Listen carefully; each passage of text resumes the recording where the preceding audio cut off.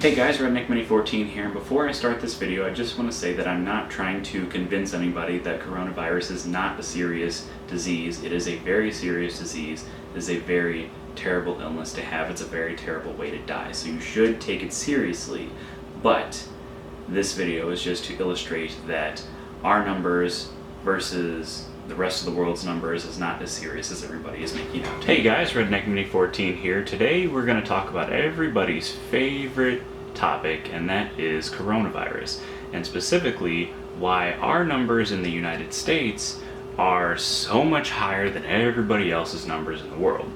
And I see this all over the news, all over Facebook, all over YouTube. You know, oh my god, our numbers are so much higher than Italy and Spain and all these other countries and even China, and oh my god, we're just in such a bad place, and President Trump is the worst president, he's killing us all, and oh my god.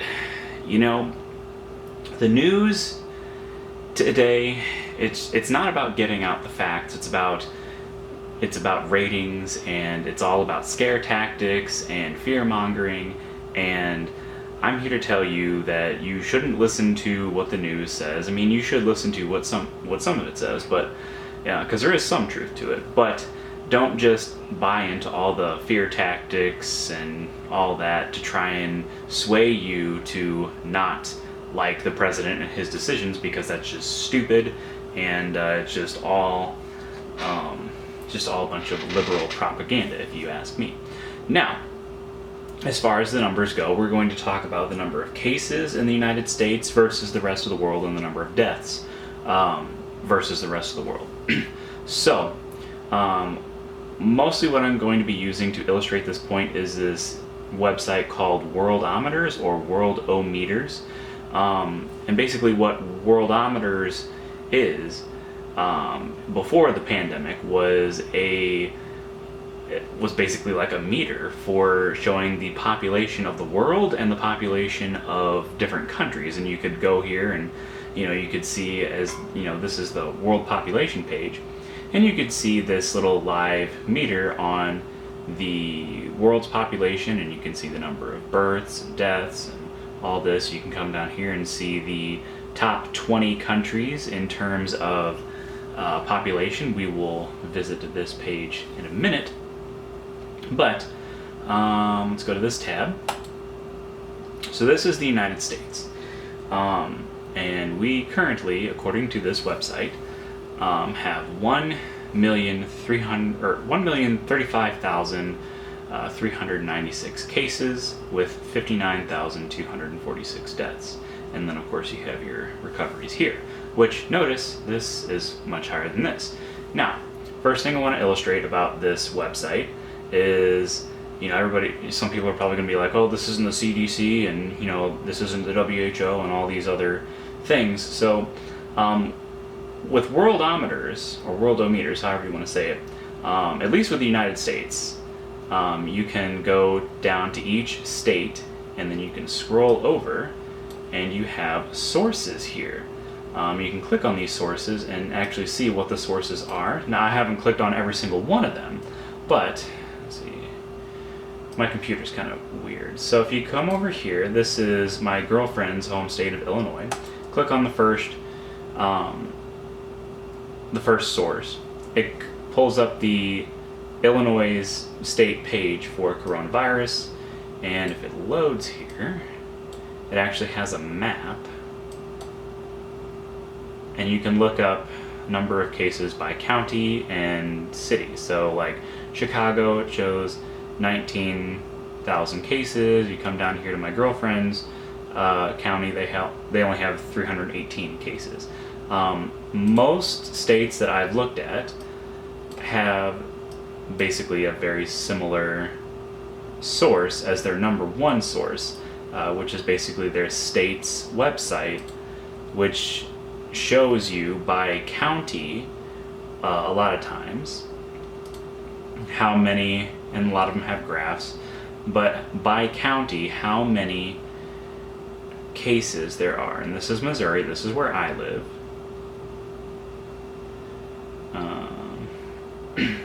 So you know, you can see here, and you can look up St. Louis County and St. Charles County and how many cases they have. Not wanting to load. But anyway, I'm just wanting to illustrate that this is a fairly reliable website. You can actually go in and look up all of these different sources. So before you go freaking out and saying this isn't the CDC's website, you can come through, at least with the United States, you can go through each individual state and see their source and where they're getting the numbers from. So that's a good thing. So, first talking point under number of cases is population. If you come back to this page, you'll notice that the United States is number 3 in terms of world population. So the only 2 countries above us, and by a long shot, is China and India. All these other countries that they're comparing us to, like say Germany, Iran is a pretty big one. Actually, a lot of them aren't even on here, to be honest with you. Not even in the top 20. I guess Germany is the only one. You know, Japan's up there, but we'll talk about Japan too. Anyway, the United States is number 3 in the world in terms of population. So naturally, more people equals more cases. And when you look at places like New York, when you have like 8 million or 9 million people stacked on top of each other just in the city, of course you're going to have a lot of cases. And New Jersey as well, because New Jersey is also kind of in that New York metropolitan area. So of course, you know, big metropolitan areas like New York, New Jersey, Chicago and Illinois, you know, a lot of California cities like LA and San Francisco and San Diego, a lot of those cities are going to have a lot of cases. So if you hop over here, this is the world's page, and the world currently has just over 3 million cases. So the United States has a little over 1 million, the world has a little over 3 million. Oh my God, we're in such a bad area, a bad situation. So again, if you look at the, you know, all the countries that are just under the United States, and of course the United States is way above all these other countries. So you have Spain, Italy, France, the UK, Germany, Turkey, Russia, all these countries, you know, a lot of European countries, a lot of them have way smaller populations than we do. So if you look over here, you'll see, so you have Russia, which has 145 million, almost 146 million. Russia's huge, by the way.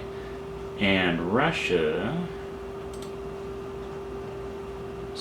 is huge, and they have like less than half of the number of people that we have. They're 93,000 cases versus our 1 million cases. So, you know, you have less people, more spread out. Naturally, you're going to have a lower number. That's just Russia. But if you come over here, and what was the first one? Spain. This is in alphabetical order.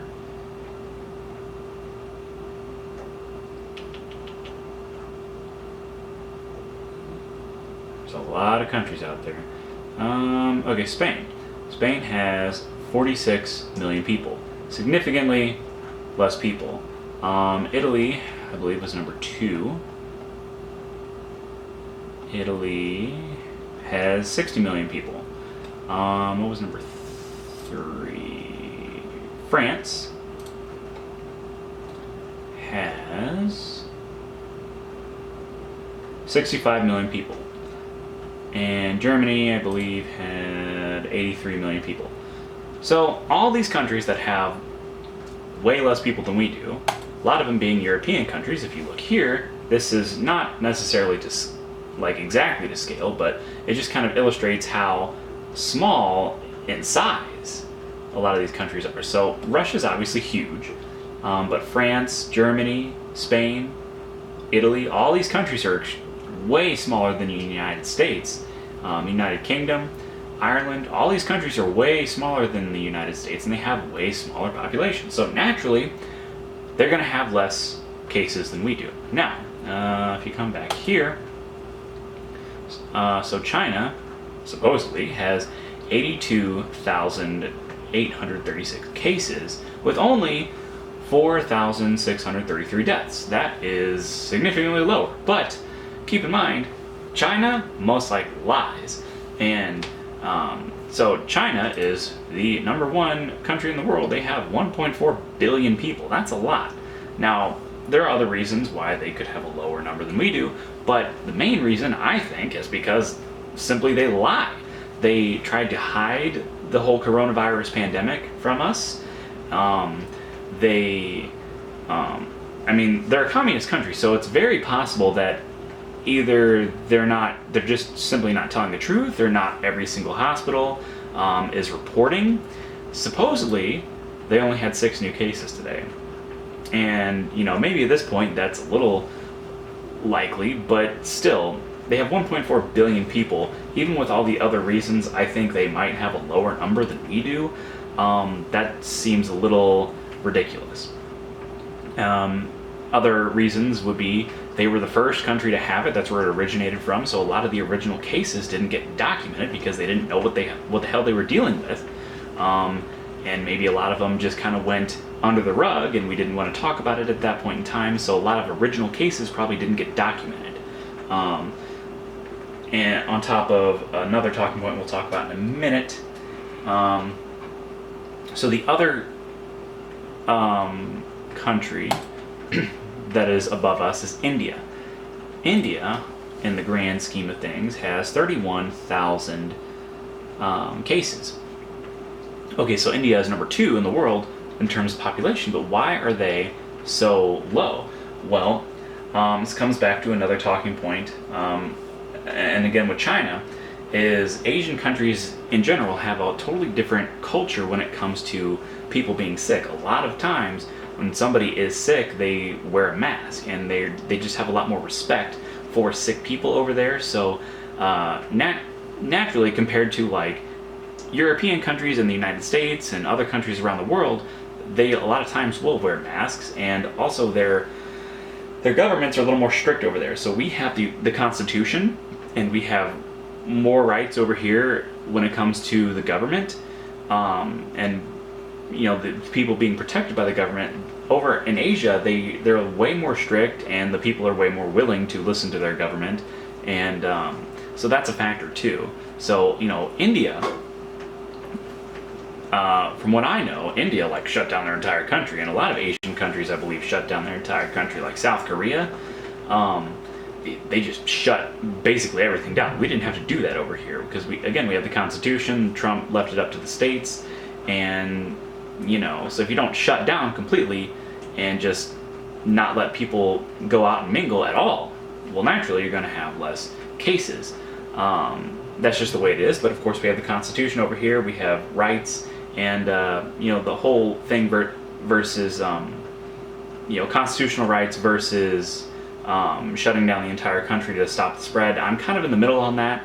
I do agree with some things. I disagree with other things. It seems like a lot of people are either one way or the other. There's not a whole lot of people that are kind of in the middle that see things from both perspectives and see merit in both perspectives. I'm kind of in that middle category when it comes to this. Another reason why India might be a lot lower than us in terms of cases is heat. India is naturally just a lot hotter country than we are, and they're 10 to 20 degrees hotter than we are at different times of the year. And supposedly heat and sunlight affects the virus, so that could be another contributing factor on why India is so low in terms of number of cases.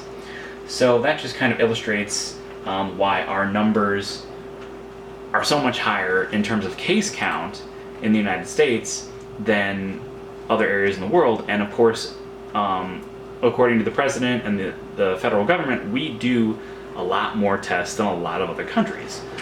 So we have over 1 million confirmed cases here in the United States. This is a small fraction of the number of tests that have actually been done. So you got to figure for every 1 million positive cases that you have maybe even several million, but maybe even tens of millions of negative cases. So just keep that in mind. And of course, we have different kinds of tests. We have tests that are sent off to labs. We got these 15-minute tests that they keep talking about, where you just kind of swab yourself and you put it in a little machine, and in 15 minutes you have a result. So we do a lot of tests here, and that also accounts for why our numbers are so much higher than everybody else's. So now let's talk about the number of deaths. So if you look here, we have a pretty high death rate, actually. So in order to calculate death rate, you can't just take this number and divide it by this number. It's a little more complicated than that, because we're in the middle of a pandemic. You can't just you can't just take the total number of cases and divide the total number of deaths. It doesn't work that way, because usually when you calculate death rate, you calculate it after a pandemic, so you know the total number of confirmed cases and the total number of deaths for the pandemic. Here we're in the middle of a pandemic, so we have to take it by the number of recovered people versus the number of deaths.